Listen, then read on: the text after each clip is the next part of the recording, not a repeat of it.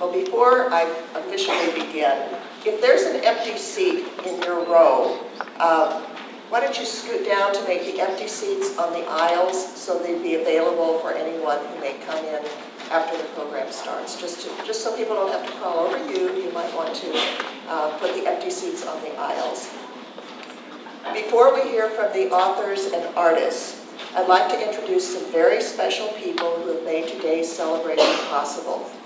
So please stand as you or a group you are in is mentioned. And some of you may be standing more than once. Please don't be shy. Okay, first, the student authors. Anyone who has ever, in the past 10 years, written a Grannie Annie story, whether or not that story was published or even submitted to the Grannie Annie, please stand up. Now, I know there are a number of you right here who should be standing.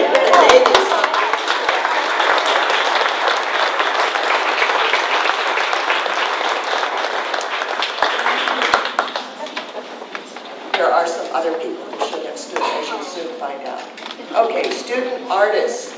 Anyone who has ever, in the past 10 years, drawn an illustration for a Grannie Annie story, whether or not that illustration was published or even submitted to the Grannie Annie. Artists, please stand up.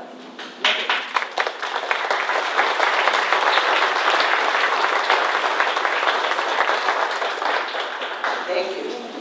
Parents or other family members of anyone in the previous two groups, Grannie Annie authors or artists, obviously families provide invaluable support to young people who are discovering and preserving their family stories.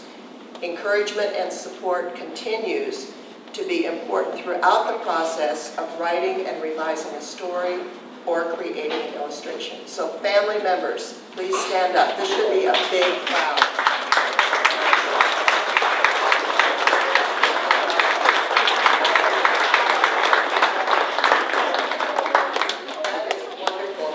So much family support. Teachers of any Grannie Annie, authors or artists, teachers provide vital guidance and encouragement throughout the creative process. Teachers, stand up.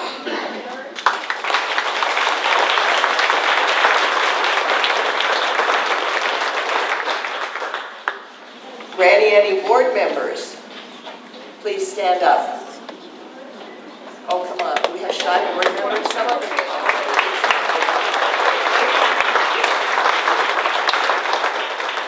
The board, as you can imagine, makes important decisions that determine the direction of the Grannie Annie. Volunteers. For the first few years, the Grannie Annie was an all-volunteer organization, and still there are a number of tasks that are handled by volunteers.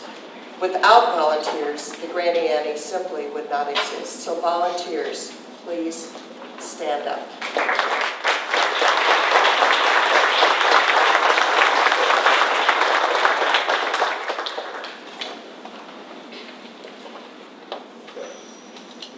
Before I introduce a few individuals, I want to remind you to please turn off your cell phones if you haven't already done so that student presentations and our recording of the event will not be interrupted by a strange noise. Now, a few individuals that I want you to meet, that you will be seeing later on in the day. First of all, Sarah Blumenfeld. Sarah, where are you?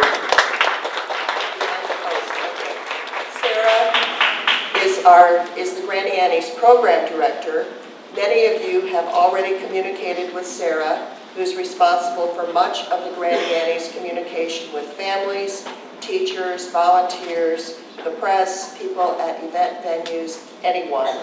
And you'll hear from Sarah at the end of today's program. Gwen Ashley, also kind of behind the post. Gwen will be talking with our illustrators today. Gwen has taught art to students in the St. Louis Public Schools and has taught interior space design to students at Washington University. In addition, she's an artist and designer in her own right. Martha Stegmeyer. will again serve as our MC for today's program. She has been a Grannie Annie enthusiast from the organization's beginning, serving as a member of the Grannie Annie Selection Committee and as a Read Aloud coach. Before her retirement, Martha was the director of the St. Louis Public School Partnership for the educational nonprofit Springboard, which is the area's largest provider of in-school arts and enrichment programs. And now I'm going to turn things over to Martha so she can get us to the heart of our program and what you really came to